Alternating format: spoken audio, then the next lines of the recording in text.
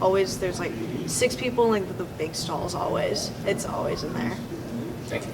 Yeah. People, mainly underclassmen, who don't really know how to hide it. They just don't really care, so they make it so obvious, and I just don't really like that.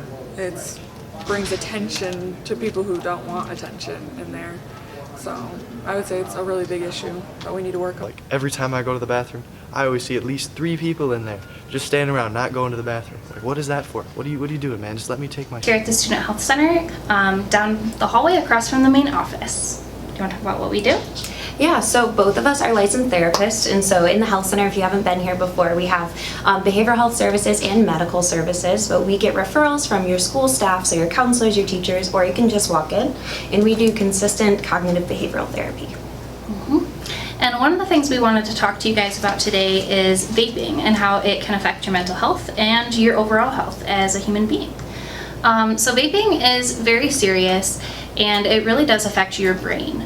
Especially when your brain isn't fully developed, because in humans, our brain isn't fully developed until the age of 23. So vaping has been proven to impact a young person's impulse control, which is your ability to make decisions in the event of something that is crisis-like. It's also proven to affect your emotional regulation and your overall critical thinking, because it impacts the prefrontal cortex in the front of your brain, which includes all of your logic processing. So very serious. Okay. Vaping also affects your temporal lobe, which is right here above your ear, and that's where all of your memory is located. So things like remembering what you studied, remembering what your teacher said, or remembering to do your chores at home might be harder for you to do. Additionally, it affects your amygdala, which is in the back of your brain, and your hippocampus, which is right around here. And that, again, is where all of your critical thinking skills, your fight or flight response, and your biological processes happen. So we do know, though, that there's 2 different types of vaping. There's vaping that includes nicotine, and there's vaping that includes cannabis. So nicotine vaping is very addictive, partially because nicotine is so fast-acting in the brain. Cannabis vaping is different, but it's also highly addictive because cannabis cartridges not only cost a lot of money, but they're very potent. And a lot of students have been impacted by that because they weren't aware of how much they were utilizing, and it caused them to slow down, it caused them to feel sick, it caused them to feel like basically they had the flu. So it's very serious, and it does affect you. So, like Sierra said, nicotine is very addictive. Nicotine is actually the most addictive substance in the world, and it only takes 7 seconds from inhalation for nicotine to start affecting your brain in all of the ways that Sierra said. So another way that it does is nicotine actually narrows the blood vessels in your body, which increases your heart rate, which then increases your anxiety. So a lot of people use nicotine to help with coping with anxiety, but it actually makes your anxiety a lot worse.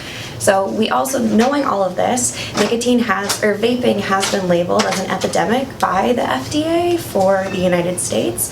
And then it's very difficult to stop. So if you're interested in quitting vaping, some of the ways that you can't stop is talking to a therapist, so coming to speak to Sierra or I or someone else, finding a support group within your friends or family, and that could be people that also vape and are interested in quitting, or people that don't vape or just are there to help you. Changing your routine so you're not in spaces where people are vaping a lot, and then just recognizing that it is an addiction and it's going to take some time to quit. So we really hope that you found this helpful, and if you have any additional questions, please don't hesitate to come down to the health center and talk to us. We love talking to students, we love meeting new students, and we'd love to see you down here. Thanks. Is vaping a problem in our school? Most definitely, yes. Definitely walked in to a few bathrooms, kids blowing smoke, for sure. As an athlete, how do I view vaping? It's extra damaging to your whole career. Like, its lasting effects just will ruin you and your future, 100%. Do I think vaping's a problem?